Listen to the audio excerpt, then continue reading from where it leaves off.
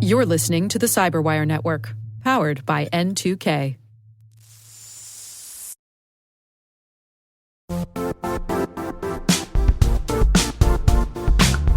Cyber threats strike in minutes. Your analysis can't take weeks. That's where Velox Reverser from Booz Allen comes in. It's an autonomous malware reverse engineering and threat intelligence product that turns weeks of painstaking manual analysis into minutes of AI-powered insights. With Velox Reverser, security teams can perform deep analysis to learn how malware works and how to stop it. It's an advanced product that works at machine speed. If you need to outpace evolving adversaries and strengthen your defense at scale, request a demo or start your 30-day free trial of Velox Reverser today at boozallen.com/reverser.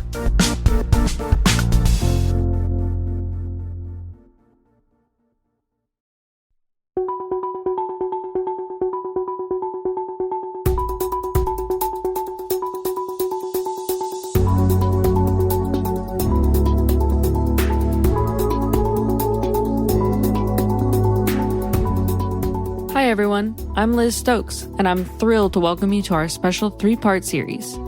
I, alongside my fabulous colleague Maria Vermasas, had the amazing opportunity to travel to Tallinn, Estonia for the 2025 Cyber Coalition exercise at NATO's cyber range. And over the next few episodes, we're taking you behind the scenes of one of the most consequential stories in modern cybersecurity. Maria will be leading the story, sharing her incredible insights as we explore why Estonia has become a cyber powerhouse, what makes NATO's cyber operations here so critical, and what it's like to witness these exercises up close. And Liz will be helping us better understand some of the key concepts that we discuss in this story, deciphering legalese and untangling acronyms so we're all on the same page. Thank you, Maria. So, come along with us. Join the ride as we meet the people, see the strategy in action, and uncover the cutting-edge work that's shaping the future of cyber defense. All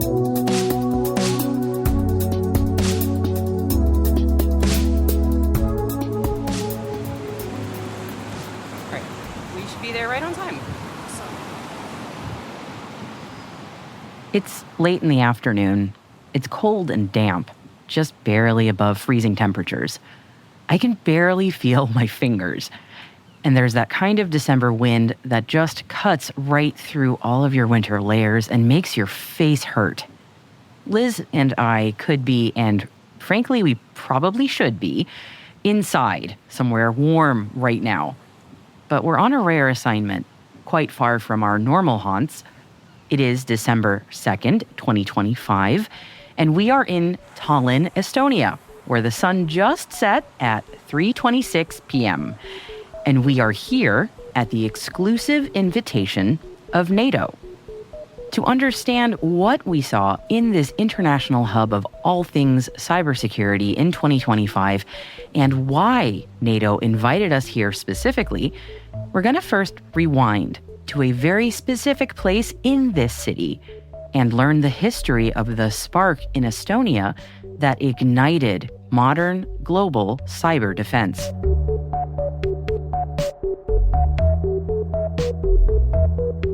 Now, the city of Tallinn may be familiar to some of you.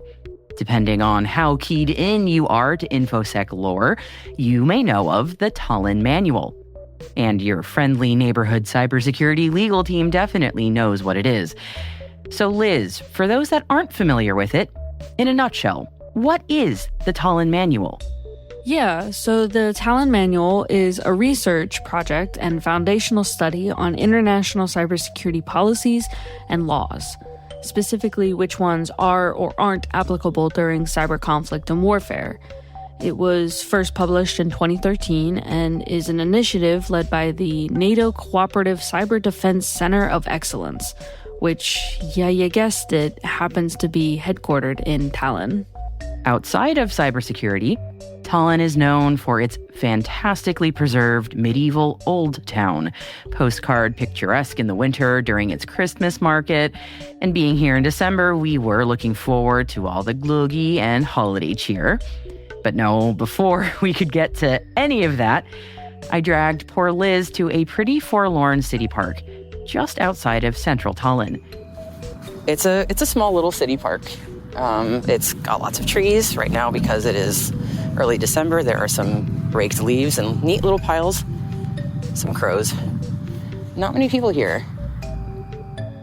To understand why the Tallinn Manual is named after this city and why NATO's cyber range is also here, we wandered around this empty park, just us and the crows.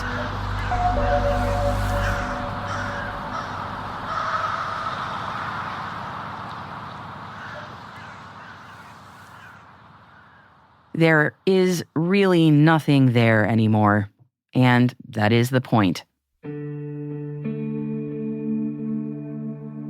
Let's go back in time. It's April 2007. Social media, where it even exists, is in its infancy. This niche video-first website called YouTube, it's only 2 years old. And the very first iPhone hasn't even been announced to the public yet, and it won't be until later this year. Still, the internet's been around long enough now and has matured enough that essential services are increasingly internet first now, like banking, bureaucracy, shopping, and checking the news. This is especially true in Estonia, which declared back in the 1990s that it was going to become the most digitally advanced country in the world, moving its entire government online, with internet access for all of its citizens codified in its legislation as a human right. So now, still in April 2007, imagine that you are an ordinary Estonian waking up to find all of those essential services in your very internet-savvy country grinding to a halt. Websites are down. Banks are unreachable. Government portals totally frozen. You can't withdraw money. You can't talk to government services. You can't even check the local news to find out what the heck is going on. Mass confusion. The most violent rioting Estonia has seen since breaking away from the Soviet Union continues into a second night. Gangs shouting pro-Russia and pro-Estonia slogans shadow each other. All the while, Estonian police fight to reclaim the streets of Tallinn. In 2007, standing in the forlorn park we were just in, just outside the heart of Tallinn, it all would have felt very different. From 1947 through to 2007, that park held the Bronze Soldier, which is a Soviet-era statue made in tribute to the Red Army. To many Estonians, that bronze statue represented oppression under the USSR, from which Estonia declared its independence in 1991. But for Estonia's Russian-speaking minority, this statue is a tribute to fallen heroes who fought against the Nazis. So when the Estonian government decided to relocate the statue from this park, the emotional fault line in Estonian society cracked wide open. Riots erupted, streets filled, rocks were thrown, stores were looted. The physical conflict was intense. Rioters smash bus stops, shop windows, and throw missiles at the police. But the digital one? Unprecedented. This is the place where, in theory, it all started. The people, the Russian-speaking Estonians, were really mad about that statue being moved, and there was a lot of civil unrest. But no sign of it anymore.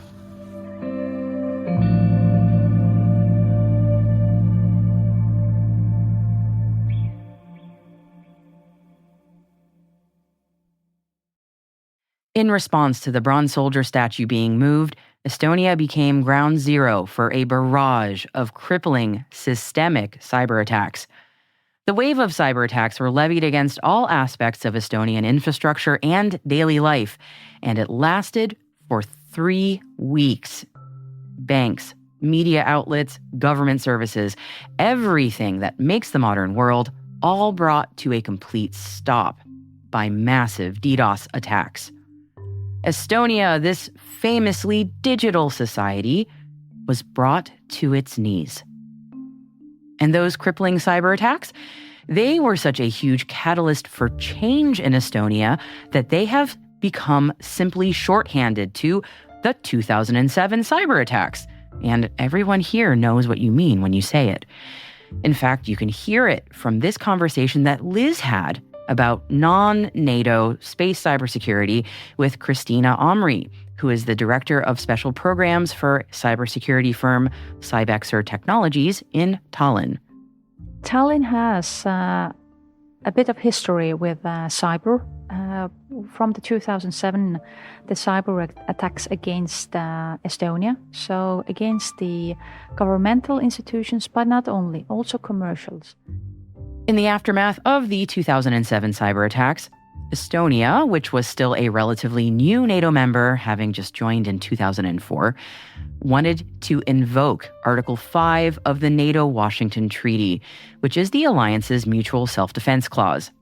It was a bold thought for a moment when the world was still trying to understand what a cyber attack even meant on the global stage. And you might be wondering right now, has Article 5 ever actually been successfully invoked in a cyber context or any context at all? Liz, what is the history there? Yeah, Maria, so only once in NATO's history since 1949 has an Article 5 contingency ever been declared. And that was back in 2001 in response to the 9/11 attacks against the United States. Okay, so let's fast forward 6 years from that and go back to Estonia in 2007. And as Estonia urged NATO allies to consider Article 5, the core problem was the attribution of those cyber attacks. No one could say for certain whether the attacks were coordinated by the Russian state, or if they were false flags, or if they were simply a swarm of opportunistic bad actors exploiting all the chaos. And then that opened up an even deeper debate. Are nations directly responsible for cyber criminals operating within their borders? Because if a country creates conditions that all but openly encourages cyber mischief, how responsible are they for what inevitably happens? And then what kind of response is justified? No easy answers there, but one thing became crystal clear for Estonia after 2007. Cyber defense wasn't optional. It was essential. The attacks forced the country to confront one of the biggest unanswered questions in modern security. What exactly counts as a red line in cyberspace? What level of digital aggression is serious enough to trigger NATO's Article 5?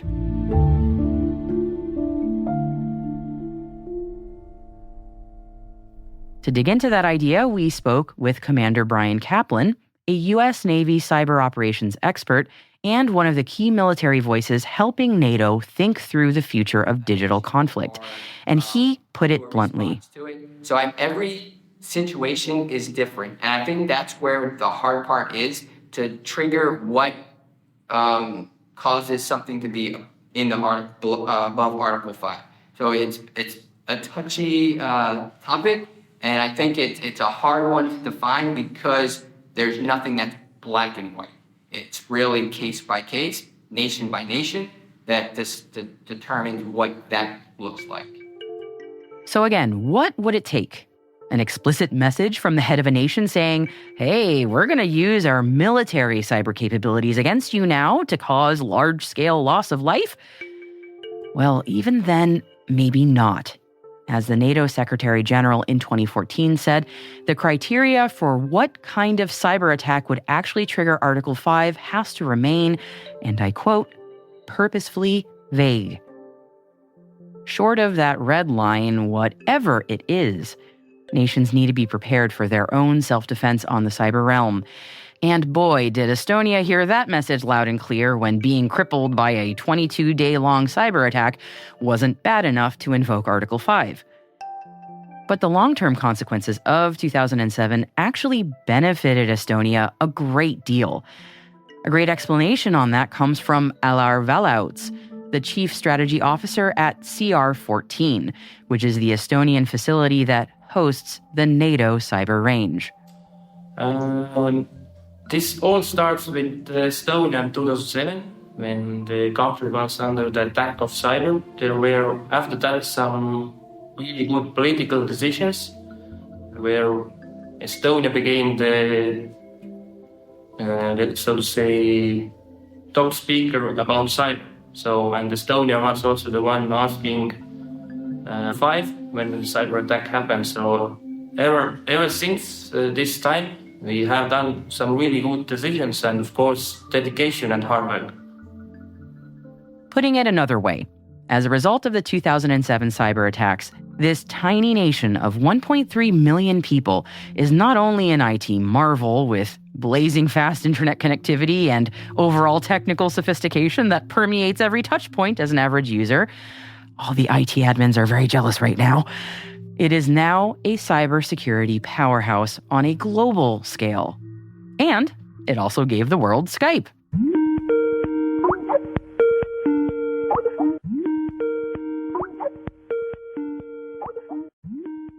Within and beyond Estonia's borders after 2007, NATO allies and partners recognized that they also needed to shore up their cyber defensive capabilities. After all, crippling attacks like what Estonia experienced could happen to any nation. Remember the NATO Cooperative Cyber Defense Center of Excellence that Liz mentioned at the top of the show? Well, so most people just call it the CCDCOE, and it was founded in 2008 in Tallinn at Estonia's urging following the 2007 cyber attacks. The CCDCOE's official mission is to support member nations and NATO with unique interdisciplinary expertise in the field of cyber defense research, training, and exercises covering the focus areas of technology, strategy, operations, and law. And it officially supports many exercises at the NATO cyber range throughout the year, including the one we were invited to see. To use the terrible corporate cliche of a rising tide lifts all boats, with the support of the CCDCOE, NATO puts together several yearly cybersecurity exercises for its allies and partners at its Tallinn-based cyber range. The one we were invited to see at NATO's invitation, as the only US-based podcast, by the way, is called Cyber Coalition. This exercise is pure blue team. Defense. The most important because it keeps the lights on, quite literally, but arguably it's the hardest to understand and demonstrate to the world because you are proving a negative. It's the cyber defender's perennial dilemma that if you're doing everything right, the average person will never notice.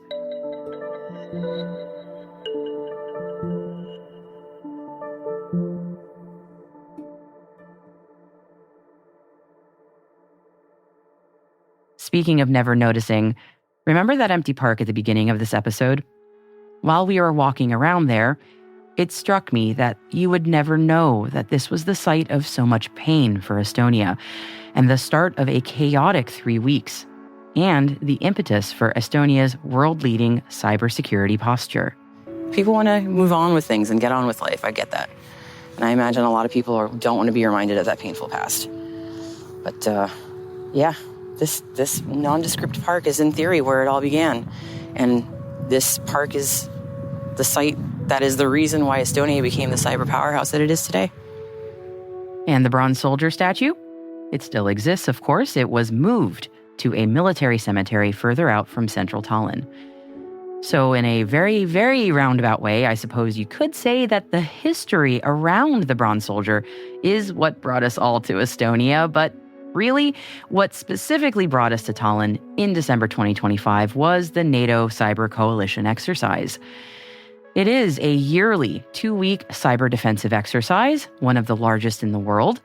And during this exercise, around 1,300 NATO cyber defenders kick the tires on their TTPs, try out some new tools, and use the experience to refine coordinated defense as well as defenses back home.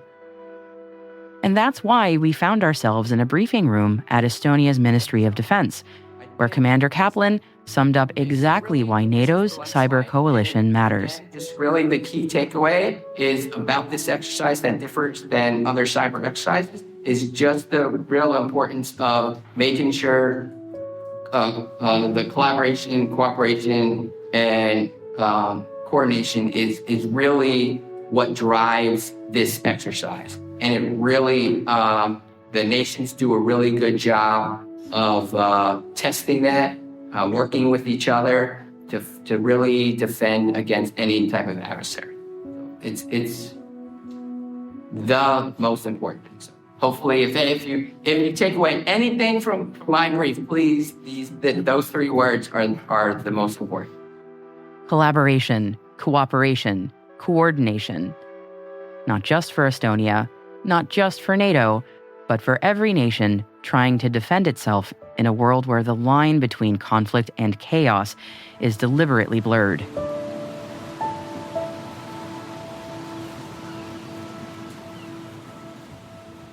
After walking through the park where Estonia's modern cyber doctrine was essentially born, sitting in that briefing room made everything click.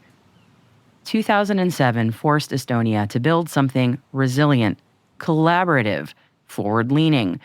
And now the rest of the alliance trains here in Tallinn to do the same. But this is just the beginning of this story. Liz and I didn't come to Tallinn just to understand the why. We came to see what these teams are preparing for 2025 and beyond, and what threats are shaping the next phase of cooperative cyber defense. In the next episode, we step inside NATO's cyber coalition itself and take you onto the exercise floor where hundreds of defenders coordinate to test what it really means to keep the lights on.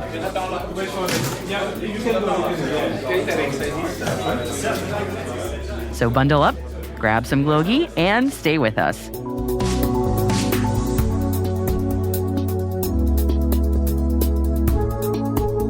Thank you for listening to this first episode of our three-part series. As we wrap up this special edition, we're leaving you with more questions than answers, by design. What we saw, heard, and experienced during this visit to see NATO Cyber Coalition 2025 is part of a much bigger picture. Stick with us in the next episode as we continue to explore what it all means and why it matters. This episode was written and hosted by me, Maria Varmazes. It was produced by Liz Stokes. Mixing, editing, and sound design by Trey Hester. Our executive producer is Jennifer Iben, with content strategy by Mayan Plout. Peter Kilpie is our publisher. Thank you so much for listening.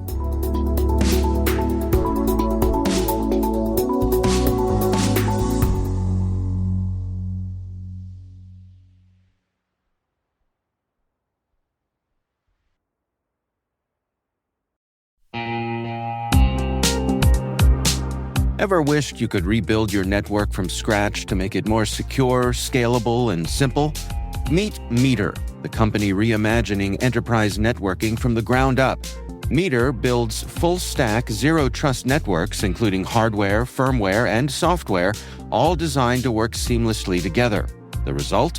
Fast, reliable, and secure connectivity without the constant patching, vendor juggling, or hidden costs.